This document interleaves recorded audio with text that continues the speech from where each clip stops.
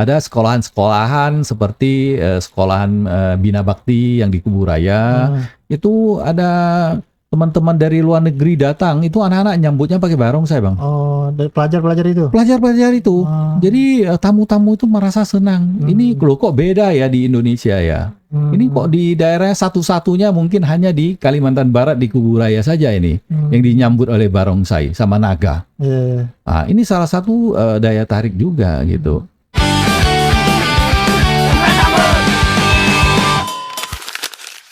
Halo, selamat datang di podcast Bukan Nama, podcast jurnalistik dari Pontianak Pos. Saya Dilas Akbari dan hari ini kita punya episode spesial Imlek. Nah, perayaan Imlek selalu identik dengan warna merah, lampion, barongsai dan tentunya naga. Tapi di balik kemerihan itu ada filosofi dan nilai budaya yang mendalam. Bersama saya hari ini Sugioto Tan, pelestari budaya melalui barongsai dan naga. Selamat datang Pak Sugioto. Ya. Sama. Terima kasih Pak udah mau hadir di podcast Bukan Nama Pak. Ya, terima kasih juga sudah diundang dan ini merupakan satu kehormatan bagi saya dan kebanggaan bisa diundang hadir di sini. Selamat Imlek juga Pak untuk Pak. Ya, sama-sama. Sugioto. Tapi saya kenal Pak Sugioto ini lebih akrabnya dipanggil Riko Pak ya. Betul. Berarti Riko itu nama Riko itu Indonesia hanya ya? nama panggilan saja. Oh, Sugioto nama aslinya. Kenapa Pak bisa dipanggil Riko tuh? Hampir sama lah ceritanya dengan Mbak Tutut. Siti Hardianti Rukmana kan dipanggil Mbak Tutut.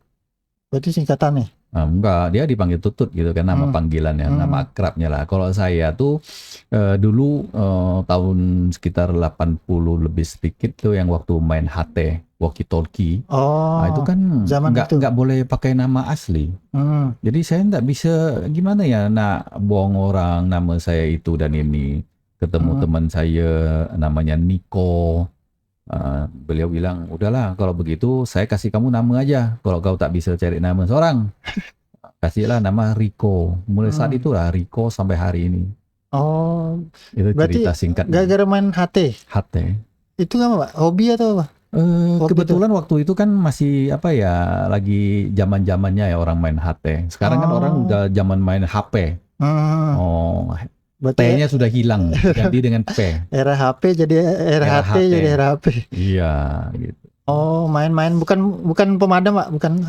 Waktu itu saya di organisasi Radio Amatir Indonesia atau Orari. Orari. Ya, saya juga salah pakai nama satu. itu ya. Ya. Lama Pak Pak? Sampai sekarang? Itu sudah saya nggak main lagi. Dan call sign saya pun mungkin udah mati juga, tidak saya perpanjang. Berarti lebih enak saya manggil Pak Riko aja Pak ya? Biar boleh. akrab, biasa orang teman-teman di Pontianak lebih sering manggil saya Riko. Kalau di perbankan kan biasa harus pakai nama asli. Saya kira nama Indonesia itu Pak kan biasa orang Tionghoa selalu dikasih nama Indonesianya gitu waktu zaman dulu itu, bukan itu berarti Pak ya? Bukan. Memang panggilan nama Tionghoa beda lagi. Oh. Saya juga punya nama Tionghoanya. Oh, Sugioto itu bukan nama Tionghoa? Bukan, Sugioto itu nama nama Indonesia. Karena waktu itu juga kan zaman Orde Baru itu kan nggak boleh pakai nama Tionghoa. Jadi semua harus diganti dengan nama Indonesia. Kebetulan juga saya ini anak angkatnya orang Jawa. Jadi bapak angkat saya namanya Sukiman. Jadi saya waktu kecil itu dijadikan anak angkat karena waktu itu kan transmigrasi kan. Waktu zaman transmigrasi beliau hadir di kampung kami. Di mana Pak? Di Kumpai Besar. Oh. Jadi beliau tuh tidak punya anak. Saya waktu itu masih kecil dibawalah sana sini oleh beliau. Setelah beliau istrinya hamil, saya baru dikembalikan. Menurut cerita lah ya, katanya untuk pancing katanya. Orang Jawa tuh biasanya untuk dipancing supaya punya anak gitulah ceritanya. Berarti nama Sugioto itu dari bapak angkat itu? Iya. Untuk mengingatkan lah ya. Akhirnya administrasi pakai Sugioto semua Pak? Semua Sugioto. Kalau nama Chinese-nya ada? Ada. Apa Pak? Nama Chinese saya itu saya Margatan, Tan Chi ya. Oh. Ya. Tancitya. Ah. Cuman lebih administrasi, KTP apa semua nama Karena kita dari dulu udah administrasinya udah diganti ke Indonesia, ya? Indonesia. Jadi saya enggak mau lah ganti lagi. Karena kita udah Indonesia, Pak. Ganti pun sama juga Indonesia, tidak ganti pun Indonesia tetap juga. orang Indonesia itu. Iya dong. Biarpun kita pakai nama Indonesia tapi hati kita tidak memiliki Indonesia, apa gunanya juga? Ya kan, yang penting hati kita, menurut saya itu yang terpenting. Yeah. Punya hati nggak terhadap bangsa dan negara ini. Jangan Anda mengakui orang bangsa Indonesia apabila Anda tidak punya hati terhadap bangsa dan negara ini. Pak, satu lagi Pak, saya kan baca koran hari ini Pak nih. Wow. Sabtu 14 Februari Pak. Apa tuh? 2026. Bapak dapat gelar nih Pak. Dari Sultan Sulu Filipina. Dan dari Malaysia juga Pak. Ya. Bagaimana Pak bisa dapat gelar ini Pak? Maksudnya bisa diceritain gitu Pak? Gimana Pak? Sebenarnya saya sendiri pun mimpi pun tidak. Semuanya menurut saya itu adalah kehendak yang maha kuasa Allah Subhanahu wa Ta'ala.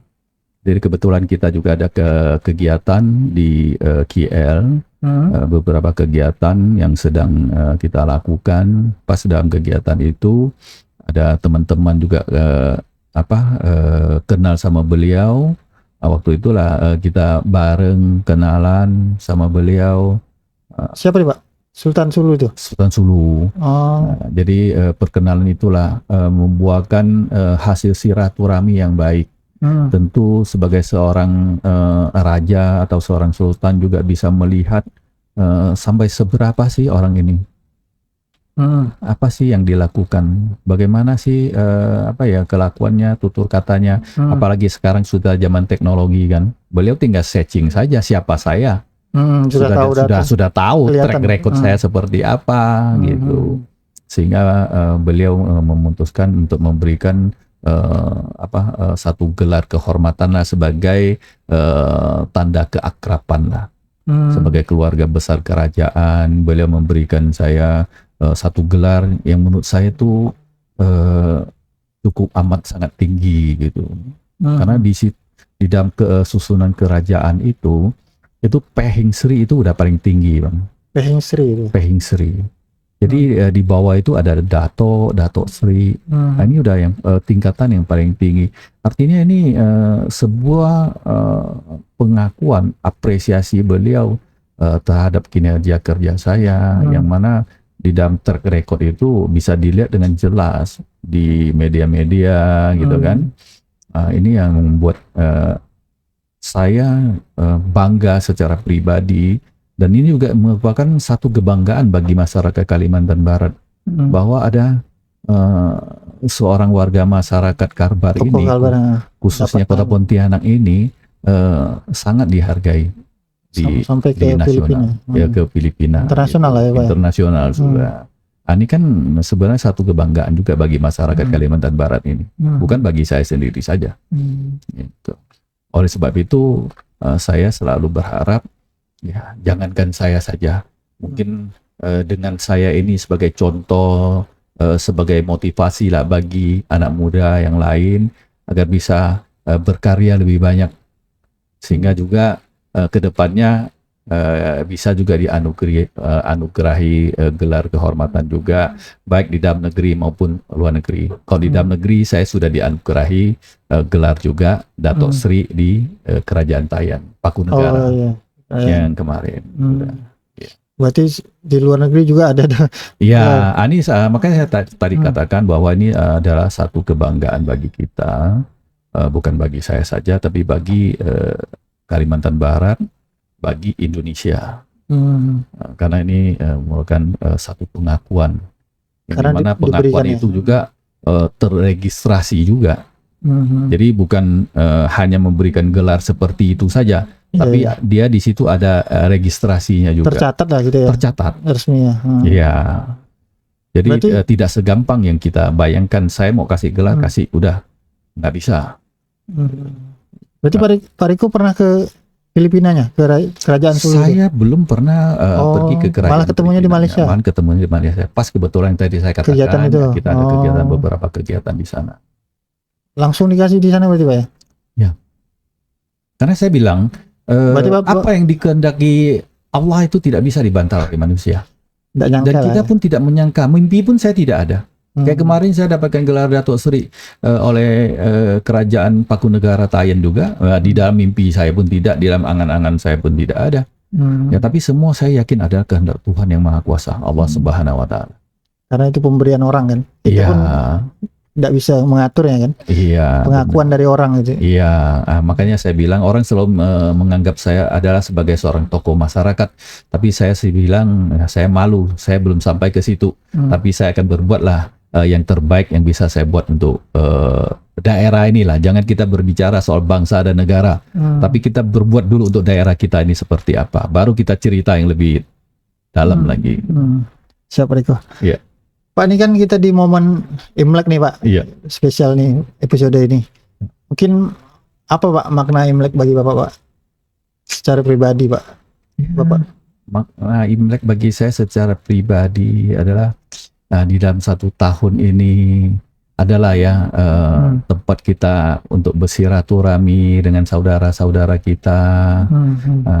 Karena dalam satu tahun ini kita kerja terus, tidak pernah libur, tidak pernah ketemu mungkin ada 2 acara saja, yaitu ketemu pada waktu orang meninggal, kita pergilah melayat, ketemulah di situ, ketemu pada waktu orang kawinan, nikahan, baru ketemulah di situ. Selain itu enggak ada. Sibuk masing-masing. Hari-hari kita sibuk cari duit, kita sibuk usaha masing-masing, kita sibuk ngurus keluarga masing-masing.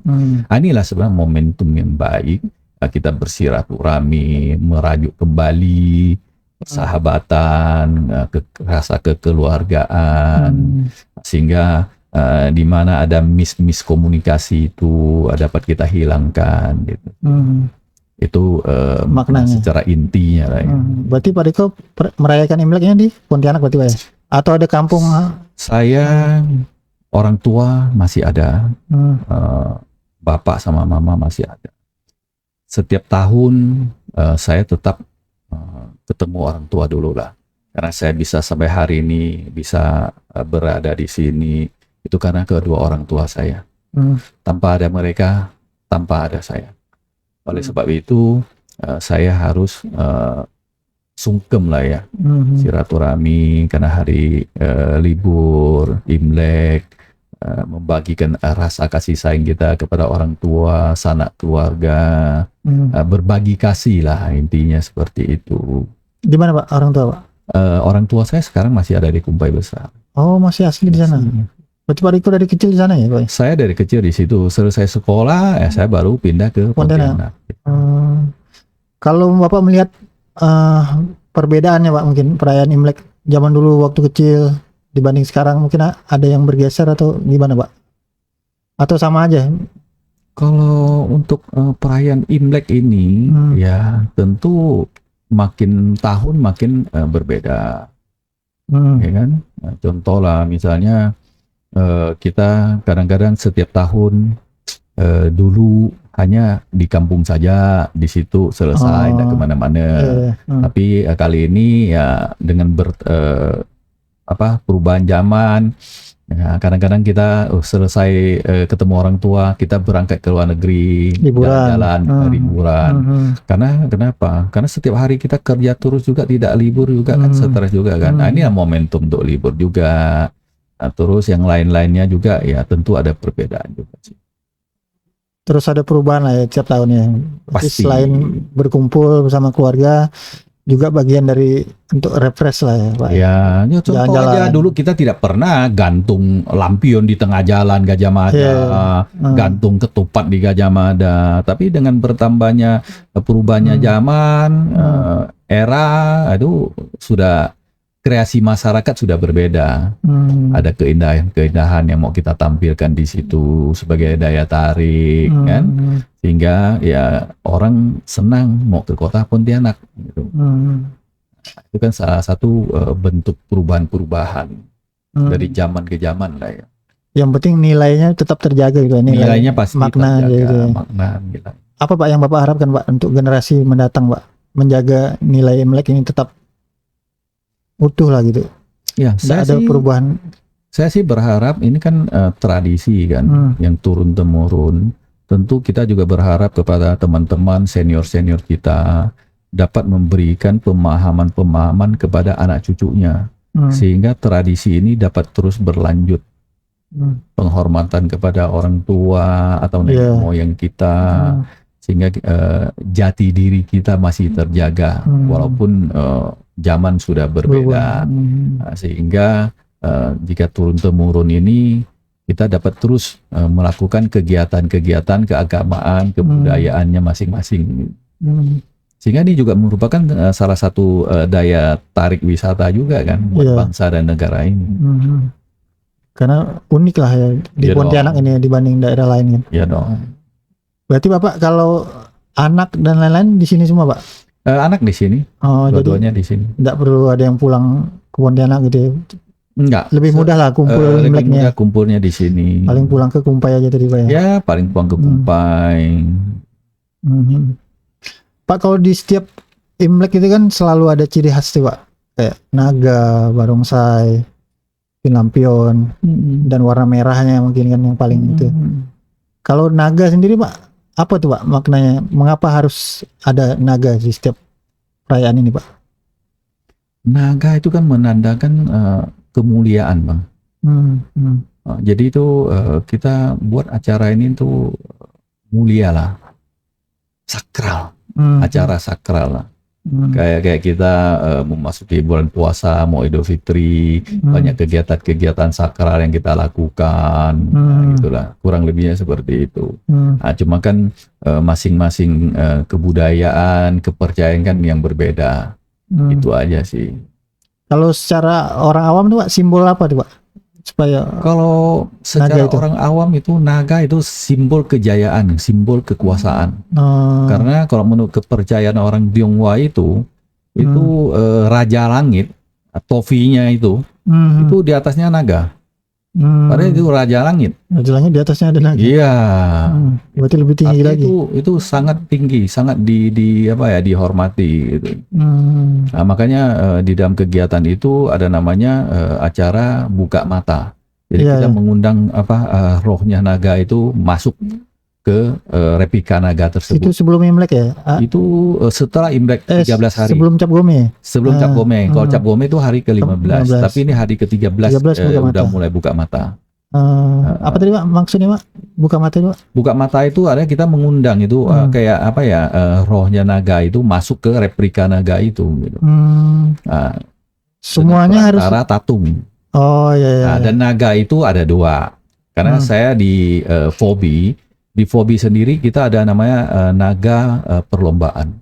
Kalau naga perlombaan itu kita nggak ada namanya kita undang tatung untuk ada ritual-ritual gitu ya? Ritualnya nggak ada. Tapi ini namanya naga atraksi.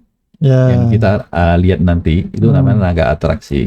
Dan panjangnya sepanjang mungkin sebisa dia bisa main. Kalau kita di Fobi nggak bisa. Kita ada ukurannya, ada beratnya. Kalau Fobi ada regulasi lah ya. Ada regulasi. Apa tadi bedanya, Pak, selain ritual? Kalau yang Fobi? Kalau Fobi kan kita tidak untuk dibakar. Kalau dari ritual kita harus dibakar. Lebih ke makanya setiap selesai hari ke-16 itu naga ngumpul di Sungai Raya dibakar. Nah, karena dia sudah di ritual.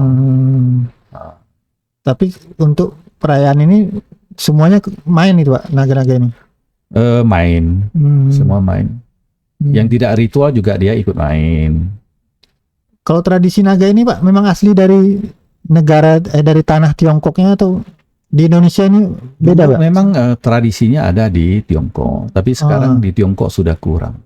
Oh gitu, malah kurang. Jadi sekarang lebih kentalnya tradisinya di Indonesia. Makanya orang Tiongkok mau lihat ke Indonesia malah sekarang. kebalik ya? Padahal aslinya dari sana. Ya, tapi itu kan ada bagusnya juga, bisa mendapatkan devisa bagi bangsa dan negara dan wisatawan kan. Untuk kita promosi wisata kita. Malah Indonesia lebih menjaga itu, Pak. Iya, kita terutama kita kayak di Pontianak ini mungkin lebih dibanding di Jawa kan mungkin beda juga, Pak ya? Beda. Kayak tatung aja di China sendiri udah sangat kurang sekali. Kalau mau lihat tatung itu susah. Yang ada di Thailand mungkin, Kamboja, Indonesia itu masih banyak. Kenapa, Pak, itu bisa gitu? Nah, karena tradisi yang tadi yang saya katakan itu kita jaga terus. Turun-temurun kita jaga. Hmm. Mungkin di sana malah tidak dijaga Nah, itu. kalau di sana mungkin ya karena apa ya, udah menjadi negara maju, ya Hmm. untuk hal-hal seperti ini udah tidak terlalu diperhatikan lagi. Hmm. Kemudian selain naga juga ada barongsai. Apa Pak perbedaannya naga barongsai ini? Cara Oh, makna dulu mungkin. kalau barongsai itu singa. Oh singa. Singa, Hmm. makanya biasa orang bilang itu tarian singa. Hmm. Jadi atraksinya itu tidak perlu pakai ritual. Hmm. Nah, kalau barongsai itu kita di Fobi juga sama. Fobi juga kita ada barongsai. Hmm. Karena barongsai Indonesia kan, nah, itu biasa kita pertandingkan di situ. Kalau barongsai ritualnya tidak ke ritual dia ya? Tidak. Hanya kayak permainan gitu aja ya? Dia permainan saja. Cuma kadang-kadang ada segelintir orang yang masih punya kepercayaan, mereka pergi pai-pai lah di kelenteng.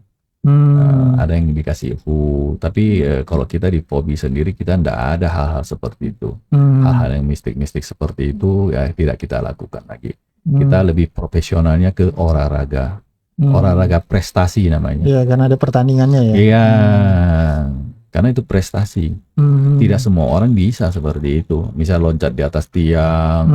Aku di bawah sih mah gampang. Perlu latihan panjang, Pak. Perlu latihan yang panjang. Itu pengorbanannya sangat tinggi sekali.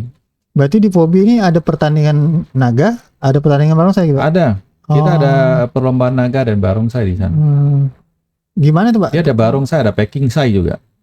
Penilaian itu? Penilaian kita ada tata tertib penilaiannya. Masing-masing tuh berbeda. Tapi memang sudah dibakukan secara internasional, bukan nasional lagi. Tapi kita sudah internasional penilaiannya. Baik itu barongsai, pekingsai, dan naga. Berarti udah skala internasional itu ya pertandingannya. Internasional. Biasa kita juga kirim pemain-pemain kita juga sampai ke China, di Malaysia kita ikut. Kalau Pak Riko sendiri Pak, ada komunitasnya Pak, yang Bapak kelola gitu, naga dan barongsai? Saya sendiri sebagai ketua umum pengurus Federasi Olahraga Barongsai Kalimantan Barat, kita statusnya hanya sebagai pembinaan saja. Oh, tidak boleh pembinaan itu 14 kabupaten kota. Kita sendiri tidak punya sasana. Tapi teman-teman yang di kabupaten kota ada yang punya sasana juga, ada yang tidak punya sasana juga. Tapi dia juga berkewajiban untuk membina sasana-sasana yang ada di situ. Tapi zaman dulunya Pak Riko juga ikut main, Pak? Pernah main juga atau saya hobi? Zaman dulu pernah lah waktu kecil ya. Namanya anak-anak kan suka lah ikutan kan. Orang main apa kita ikut, main naga ikut. Ya saya dulu juga sebagai pemain naga juga. Waktu kecil aja tapi ya? Waktu kecil di kampung main naga. Pernah juga kita diundang ke Pontianak juga waktu itu. Untuk Imlek dan Cap Gome tahun ini Pak, ada bikin naga juga Pak? Imlek dan Cap Gome tahun ini seperti biasa saya pikir itu ada. Karena setiap tahun kita ini boleh dikatakan tuh ada kegiatan terus di hari-hari besar ini. Ada permainan naga, ada permainan barongsai. Gitu. Biasanya itu Pak gimana persiapan pembuatan naga? Berapa lama gitu? Biasa kalau naga tergantung lah ya. Kalau yang buat sudah biasa mungkin ya 1-2 bulan bisa selesai satu ekor. Tapi kalau yang nggak terlalu ini ya mungkin bisa sekitar 3-4 bulan.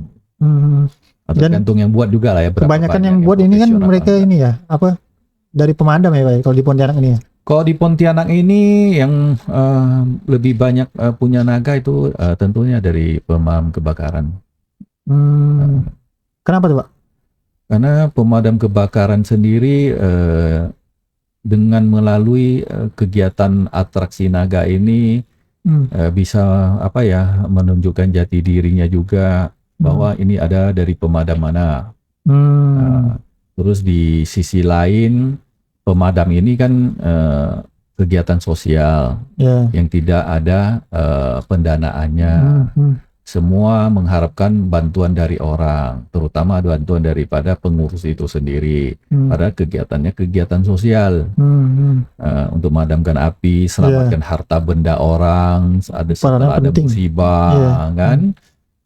Bagaimana kita untuk menghimpun dana, ya salah satunya ya dengan acara-acara seperti inilah kita punya kesempatan untuk partisipasi selain memberikan atraksi juga. Ya kita dapat menghimpun dana juga gitu untuk kegiatan bakti sosial kita lah kepada masyarakat.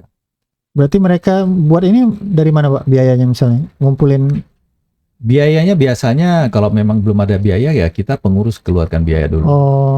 Talangin dulu lah ya. Jadi setelah nanti terkumpul ada biayanya baru dibalikin. Tapi kalau misalnya nombok ya sudah selesai. Kita anggap ya ini untuk hiburan lah bagi anggota kita, memberikan hiburan bagi masyarakat. Yang penting semua merasa terhibur sajalah. Berapa besar Pak biasa Pak kalau bikin naga itu?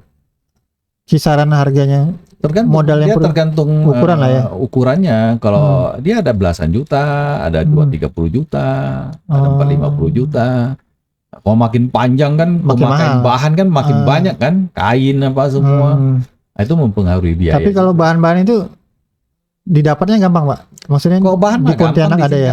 Nggak ada, tinggal kita kirim dari Jakarta. Kain-kainnya kan di sini Pontianak juga banyak, tinggal kita beli. Yang susah itu paling kita bikin, cetak aja. Bikin kepala aja ya paling susah. Iya, punya keahlian khusus lah untuk membuat. Oh itu ada keahlian Pak? Ada. Tidak semua orang bisa bikin kepala itu. Banyak Pak yang maksudnya jago-jago bikin. Ada. Kita kan berharap lah teman-teman yang bikin kepala naga ini bisa menurunkan ke generasinya, ke anak cucu cicitnya atau ke saudara atau temannya lah. Sehingga suatu saat ini bisa berkembang terus gitu. Nggak akhirnya punah lah gitu. Ya. Tapi memang gitu kayaknya mereka Pak ya. Nanti anaknya yang nerusin itu ya mungkin ya. Sebenarnya bukan kayaknya begitu, tapi harusnya begitu. Ya. Kita harus beregenerasi. Kita tidak boleh ego. Karena kalau ego ya habislah kita. Tapi di Pontianak ini udah aman lah istilahnya Pak. Maksudnya regenerasinya terjaga lah ya. Sementara saya lihat sih masih oke. Masih oke. Cuma kita sebagai seorang senior harus tahu diri juga bahwa hidup ini kan kita nggak tahu kapan kita selesai, kapan kita game point dipanggil Allah. Jadi sebelumnya ya kita cobalah berbagi keahlian kita, skill kita kepada teman-teman, ke generasi muda, sehingga kalau ada apa-apa ini dapat terus berlanjut gitu. Nggak putus lah gitu. Iya, nggak terputus gitu. Artinya butuhlah kedewasaan seorang pimpinan gitu. Berarti Pak Riko ini juga kan di pemadam Pak ya? Ya. Di mana Pak? Bapak? Wah, saya banyak sekali pemadamnya. Kalau untuk jabatan ketua saya di Merdeka. Pemadam kebakaran Merdeka, terus di pemadam kebakaran Mitra Katulistiwa. Yang lainnya saya diminta jadi wakil ketua, ada yang jadi yang ketua itu dua pengawas, penasehat. Saya di Kakap juga jadi pengurus, di Punggur juga. Masing-masing pemadam itu berarti punya naganya sendiri Pak ya? Ada yang pemadam, ada yang buat naga, ada juga yang tidak juga. Ada yang tidak. Oke Pak Riko, mungkin kita akan sedikit membahas ini Pak mengenai naga dan barongsai lebih detail lah Pak ya. Kan kalau naga kan utamanya di kepala itu Pak. Itu apakah ada aturan-aturan khusus berapa beratnya mungkin Pak? Gimana Pak? Tergantung. Kalau naga itu kalau untuk atraksi itu memang ada ukuran tersendiri, beratnya juga tersendiri, panjangnya juga tersendiri. Memang namanya standar. Standarnya bukan nasional, tapi kita memakai standar internasional. Itu yang sesuai POBI tadi ya? Ya, itu yang sesuai yang diadakan POBI, yang diadakan oleh lembaga IDRDF itu. Terus kalau untuk naga yang tadi saya katakan itu naga atraksi atau ritual itu enggak ada. Enggak ada ketentuannya. Makin besarnya kepala itu dia makin berat. Tapi kan mereka menyesuaikan juga kan. Nggak mungkin kan kepalanya besar terus badannya kecil, pendek gitu kan. Itu disesuaikan. Itu untuk Secara- atraksi gitu. Hmm. Tapi mereka juga selalu berhitung juga bahwa untuk memainkan kepala ini kan kalau terlalu berat kan susah juga Iya, mainnya. iya. Ya, mengukur juga lah Mengukur kemampuan. kemampuan daripada pemain itu sendiri. Hmm. Makanya biasa kepala itu dimainkan bisa 7 sampai 9 orang. Hmm.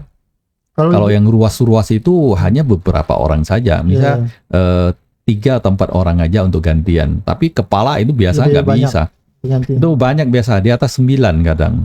Karena berat tadi ya. Karena berat itu kan. Hmm.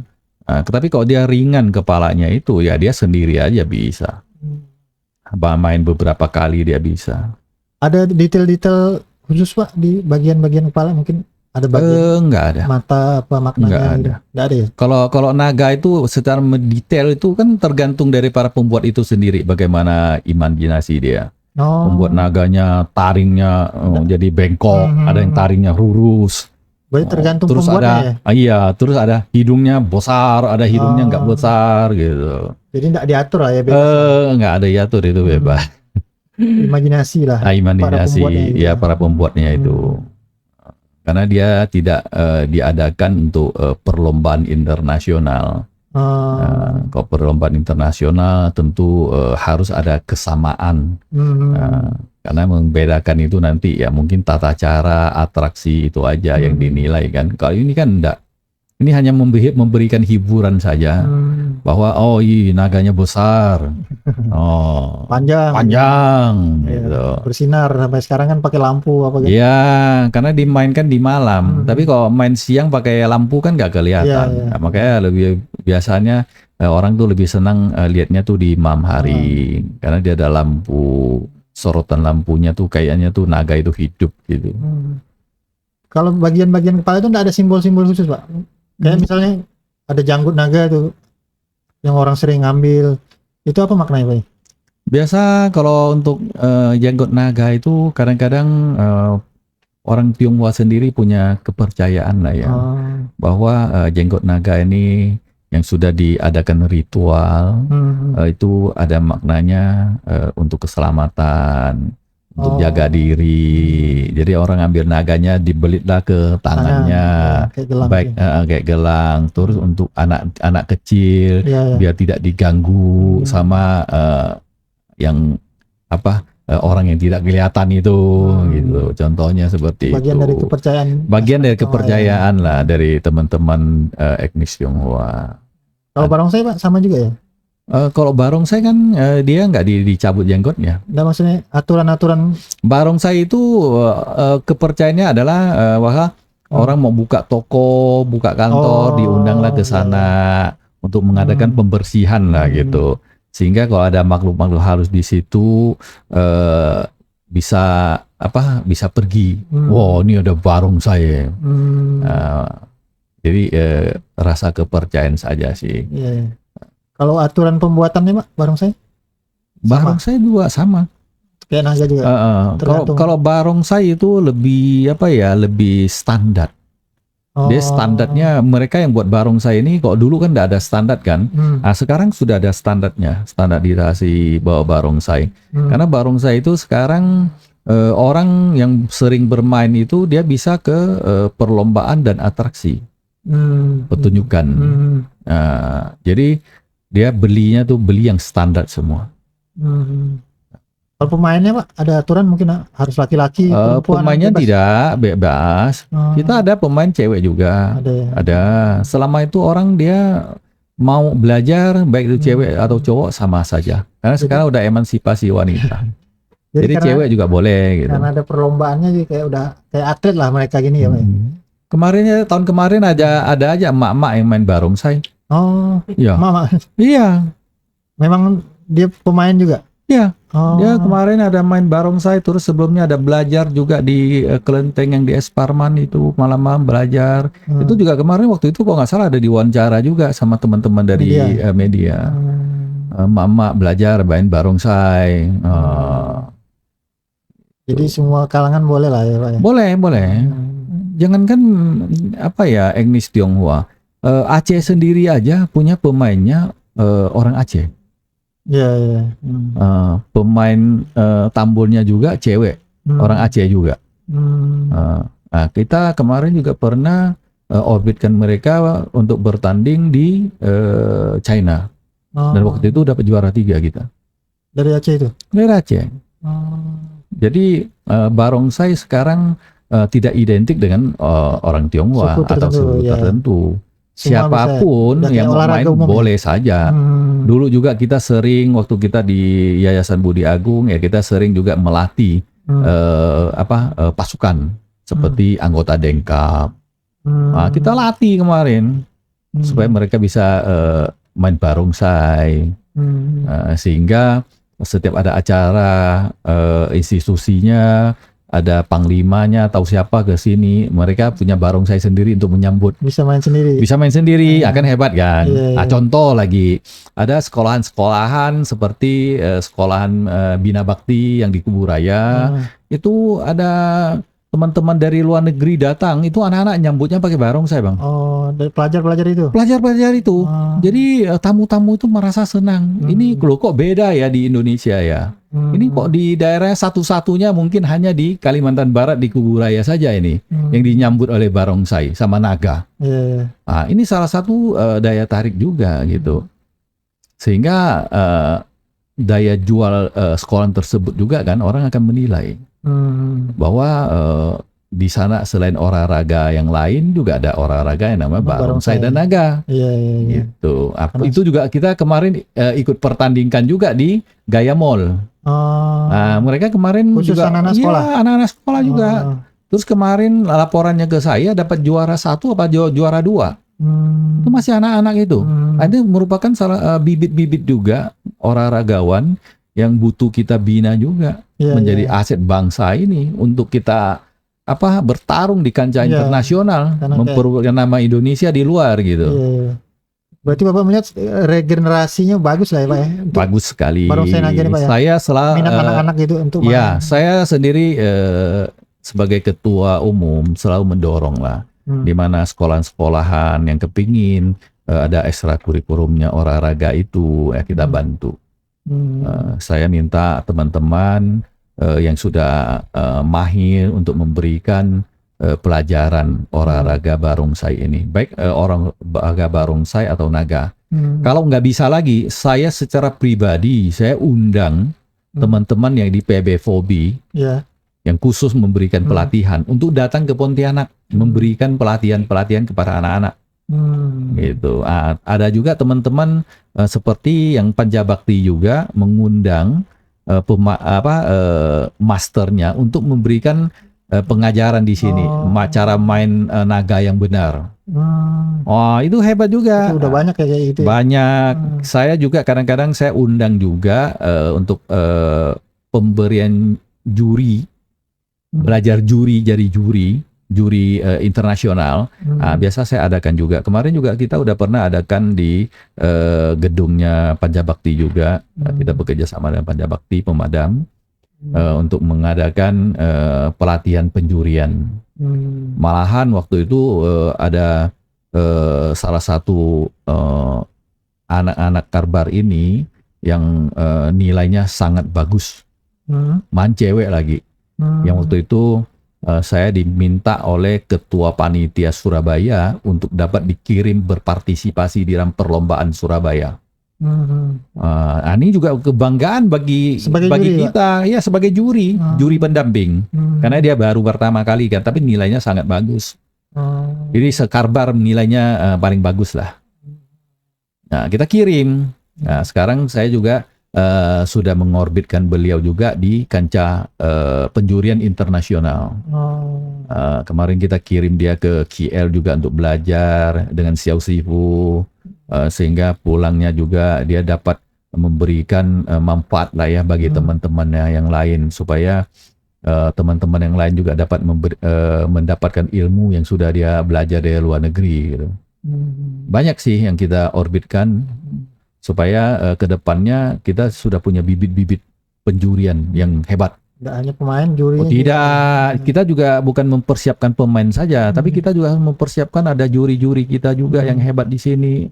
Sehingga tidak setiap kali kita adakan perlombaan di Kalimantan Barat ini atau Pontianak ini, kita selalu mengundang juri dari luar.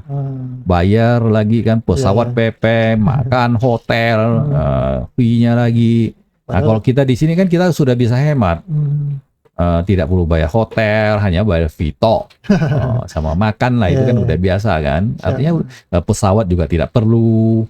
Artinya bisa kita adakan acara di sini dengan modal yang tidak terlalu banyak dibanding kita mengundang. Jadi ekosistemnya hidup lah ya, semua lini. Ya, dan juga di nasional ini kita juga kadang-kadang kurang juri juga. Jadi beberapa kali juga kita diminta oleh PB Fobi untuk mengirim juri kita untuk bantu di perlombaan nasional. Nah, itu sudah ada kita kirim juga, beberapa juri juga kita kirim untuk berpartisipasi, sehingga mereka ke depan lebih tahu, lebih hebat bahwa di setiap daerah ini beda nih. Terus mereka juga dapat menjalin komunitas juga di daerah masing-masing. Artinya ada pengenalan-pengenalan gitu kan. Jadi tidak hanya mereka punya teman di Kalimantan Barat saja, tapi punya teman di luar dari para Kalimantan Barat. Contoh lah misalnya, kayak kemarin 2019 kita adakan event internasional, Barongsai event internasional yang diadakan di Pontianak ini, yang disponsori oleh Pontianak Post juga waktu itu kan, memberikan dukungan yang sangat bagus juga kepada kami. Nah, itu juga kan banyak juga nih anak-anak bangsa kita, anak daerah ini yang berkenalan dengan teman-teman pemain dari luar negeri, ya kan? Otomatis anak-anak kita ini sudah punya relasi di luar negeri gitu.